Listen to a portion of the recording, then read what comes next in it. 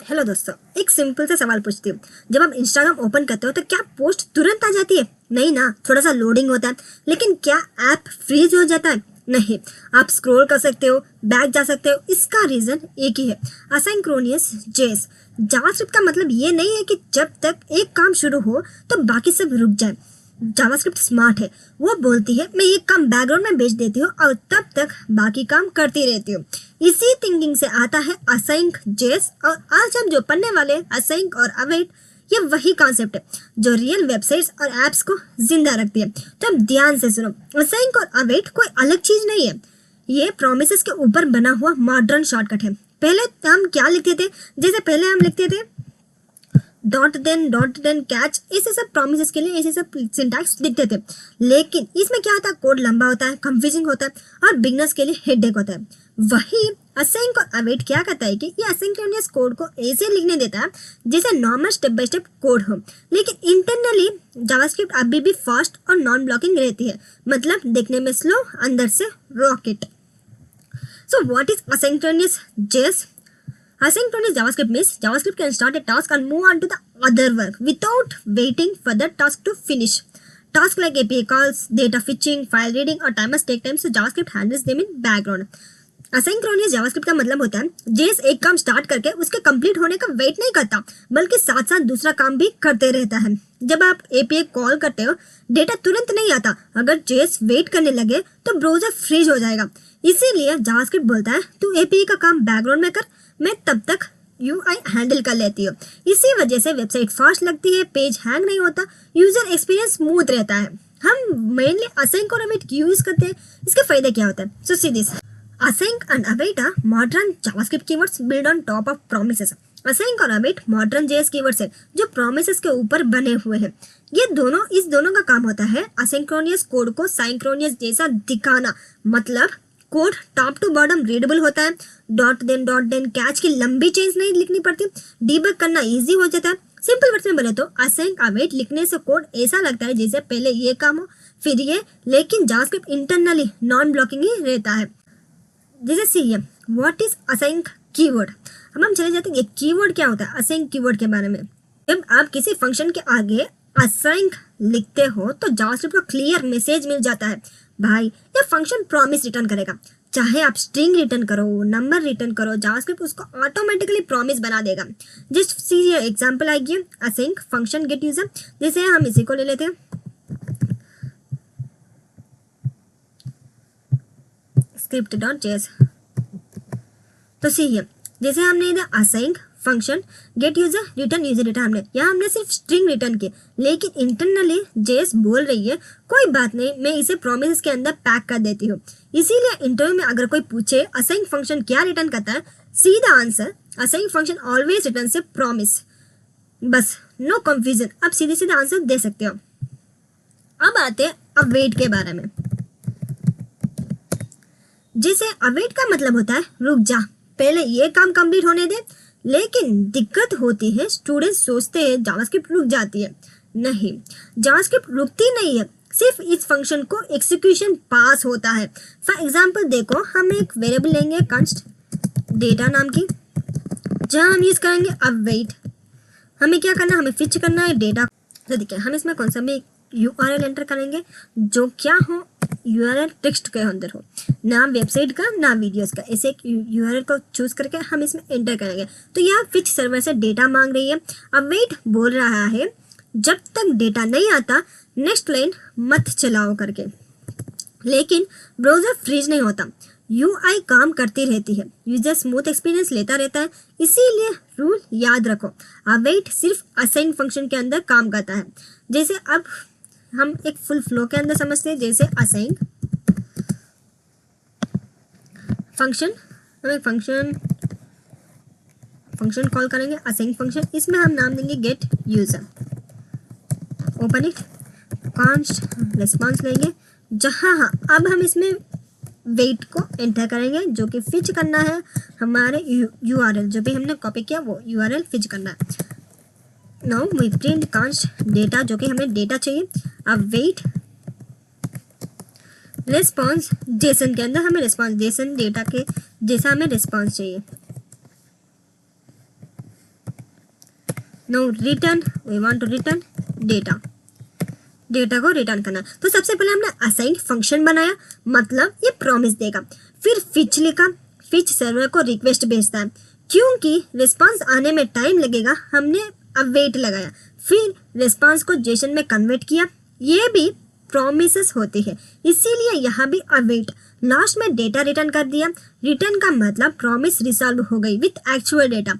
यही real API flow होता है हर प्रोफेशनल प्रोजेक्ट में। अब सवाल आता है इस फंक्शन को कॉल कैसे करेंगे। फॉर दैट वी प्रिंट, जैसे हमने फंक्शन बनाया था गेट यूजर नाम का, हम डॉट देन लगाएंगे और कॉल करेंगे यूजर को। अब हम इसमें यूज करेंगे एरो फंक्शन, जहाँ प्रिंट करेंगे कंसोल डॉट लॉग, जो भी हमें चाहिए यूजर का डेटा प्रिंटेड। क्योंकि फंक्शन प्रॉमिस दे रहा है, हम डॉट देन यूज कर रहे हैं, ये फिर किसी और असाइन फंक्शन के अंदर अवेट लगा सकता है, दोनों सही है। जैसे अब हम run code,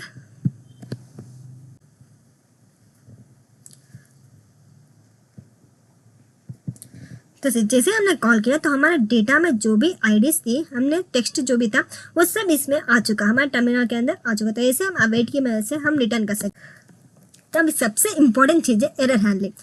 error handling with assign और अवेट। रियल वर्ल्ड में इंटरनेट जाता है, सर्वर डाउन होता है, ये भी फेल होती है। अगर एरर हैंडलिंग नहीं किया ऐप क्रैश हो जाएगा, इसीलिए असाइन अवेट के साथ आता है try catch. For that we first assign function, जहाँ हमें नेम देना है गेट यूजर्स, फिर कोई पैरामीटर्स नहीं लेते इसीलिए इसे छोड़ देते। अब हम ओपन करते हैं सर्वर ब्रैकेट, इसमें हम डालेंगे ट्राई ब्लॉक, जहाँ हमें क्या लिखना है, हमने जो लिखा था रेस्पॉन्स के लिए, यहाँ हम एंटर करेंगे अवेट फिच, और हमने जो यूआरएल बनाया था कॉपी किया वही यूआरएल पेस्ट कर देंगे।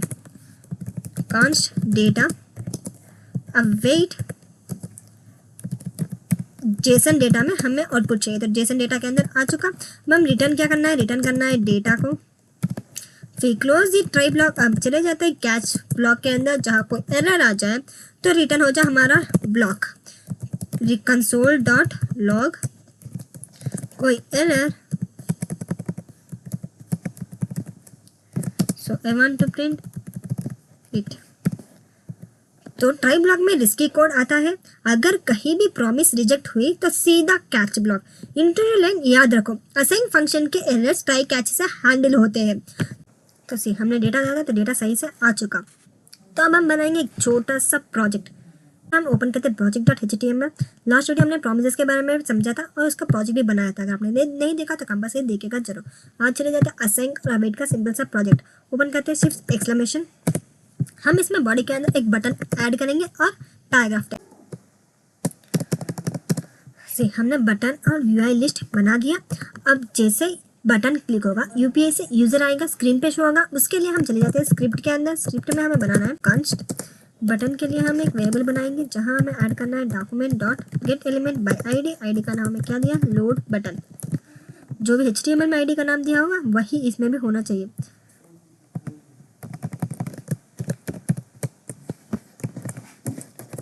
Now close this. सेम हम कांस्ट लिस्ट के लिए भी एक बनाएंगे, जहां हमें ऐड करना है document dot gate element by ID. हमने आईडी का नाम दिया था user list.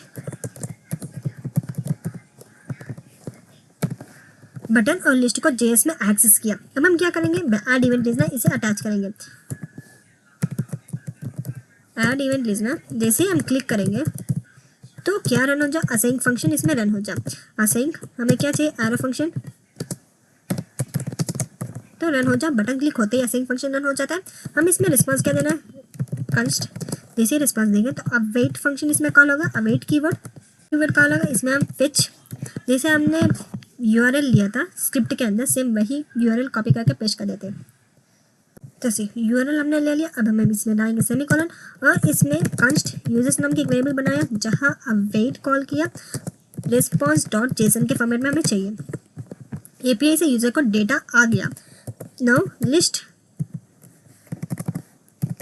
Dot inner HTML हम एम्प्टी छोड़ देंगे। क्या क्या ओल्ड डेटा क्लियर कर दिया लिस्ट डॉट इनर HTML की मदद से। Now we print users dot for each loop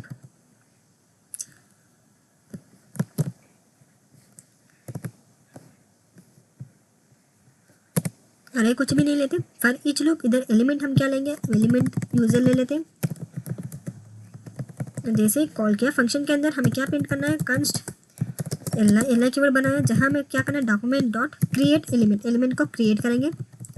इसमें हमें क्या चाहिए, एल आई, जो कि लिस्ट में जो भी होगी वो एल आई के अंदर आ जाए। L I dot text content user dot हमें नेम चाहिए, फिर लिस्ट डॉट अपेंड, हमें अपेंड चाइल्ड कर दो एल आई से। तो इसमें हमने क्या किया, हमने हर यूजर को डायनामिकली यू आई में ऐड कर दिया।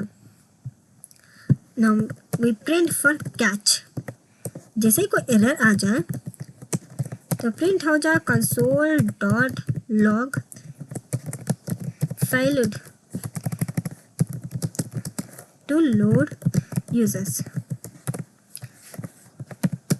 और हम क्या प्रिंट करेंगे, एरर। सिंपल फ्रेंडली मैसेज हम प्रिंट कर देंगे। अगर एरर आए तो सेफली हैंडल हो जाए, इसके लिए हम कैच प्रिंट करेंगे।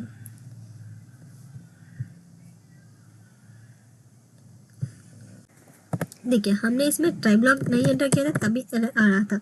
हम इसी इंटर को क्लोज करेंगे and we print for year. तो अब कुछ एरर नहीं दिख रहा। अब हम इसमें क्या करेंगे, save it, right click open with live server. तो जैसे हम लोड यूजर्स क्लिक करेंगे तो देखिए यूजर्स का नाम हमें सारा आ गया। अगर एरर आ जाए तो कैच ब्लॉक संभाल लेगा, अब ऐप भी सेफ होगा और यूजर भी हैप्पी रहेगा।